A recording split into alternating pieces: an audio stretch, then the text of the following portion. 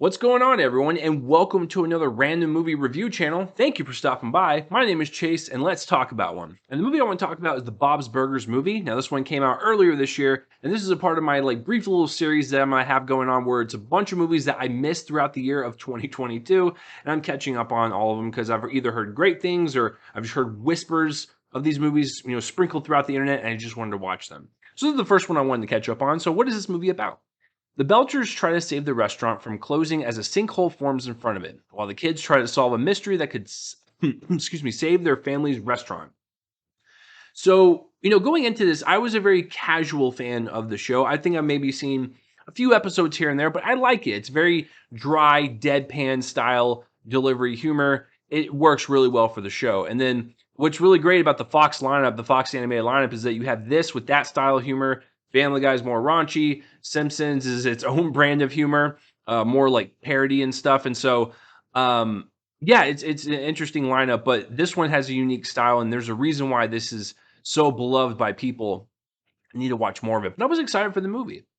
Um, so yeah, going into all that, and after watching the movie, hi, it's me interrupting me, and I just wanted to take a break to thank the sponsor of this review, Movie Palette.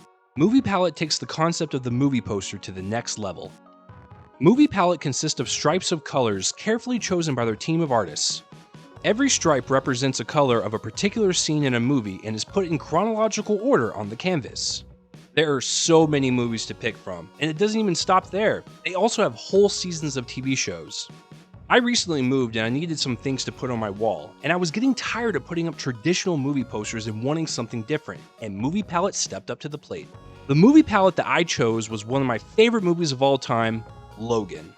This gorgeous palette is a constant reminder of how beautiful this film is and how each scene evokes a different emotion all through its language of color, not to mention a great conversation starter. This is a unique piece to any film and TV lover's home, and I want to help you get one. Use the discount code CHASE15 for 15% off of any product on their website. Film is art, so why not display your favorite as such? That's 15% off of your order when you use the code CHASE15. I gotta say, I like it. It's a good movie. I don't know if I really want to rewatch it again. Maybe if I have more of a deeper appreciation for the show and the characters and some of the humor, maybe some of the jokes that I didn't understand, maybe because they've been a running gag in the series. I have no clue. But from just watching a few episodes, then jumping straight into the movie, kind of liked it. I like the adventure that the Belchers kind of go on. I like the fact that they split them up, so it's like the parents go on their own journey, and then they have get their kids going on another journey, and then they all kind of meet up at the very end. But it felt, pretty epic in scope when it comes to the Bob's Burgers world. A lot of their episodes from just what I've seen on television and stuff, it happens all within their restaurant and all within this little town. Now, this movie doesn't go beyond this little town, but it kind of goes a little further than the street corner and the pier and all that stuff. And so we got to see kind of a broader scope for this story, and I thought it worked out really well. Just so we can kind of see these characters kind of play a little bit more in this world and in their own sandbox.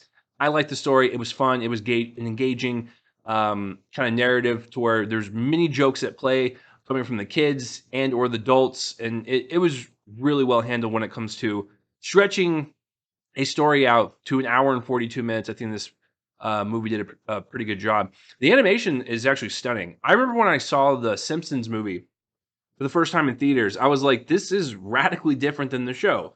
Now, obviously, with the show, you have to crank out 20 episodes a season, and excuse me, and there's just not a lot of time and care that you can put into each episode.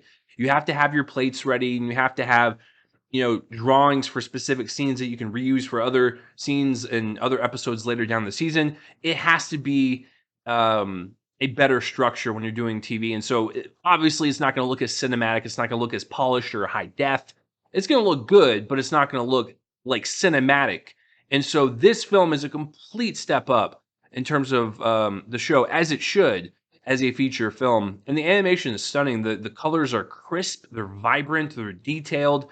It's a really well animated movie, and I've always liked the animated style of the show, so this translates really well to the big screen. As far as the humor goes, like I said, excuse me, I think I think the humor for the most part works for me. A lot of the stuff, it kind of just passes by my head, and I don't really chuckle at it, or I don't really give it any attention. But this film has the opportunity to just throw a bunch at you per scene, and there's always something that you're going to kind of like, chuckle at, or something you're going to really die laughing at.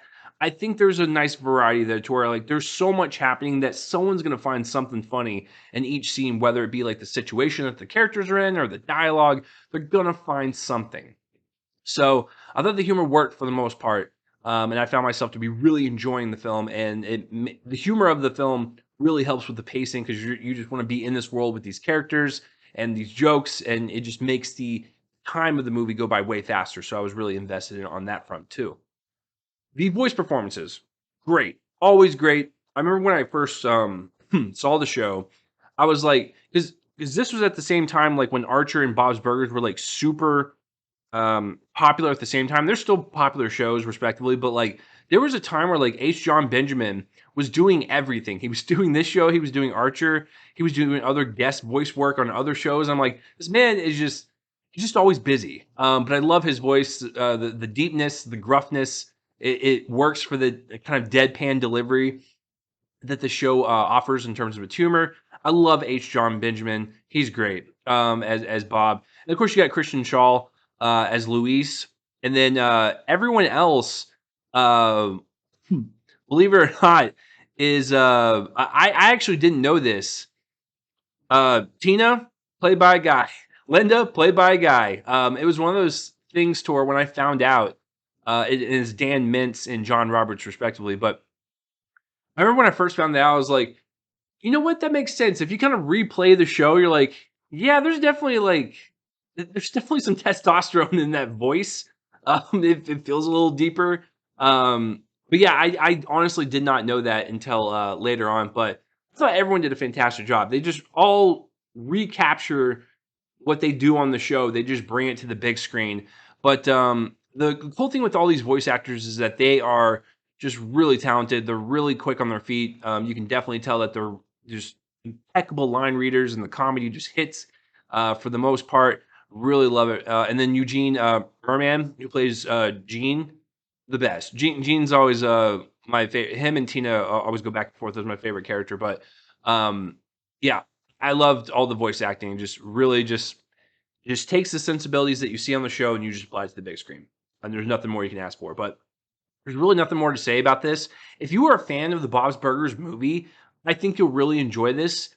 If you're looking for a nice little comedy to watch, this long weekend, like on Labor Day or just whenever, or you want to catch up on movies from this year, this is not a bad one. It was a breezy little time, and I enjoyed watching it for what it was. So, what did you guys think of the Bob's Burgers movie? Please comment down below and let me know. And that will do it for this review, guys. I'm Chase Lee. Thank you for tuning in. And yeah, I guess tune in for the next one. I'll see you later.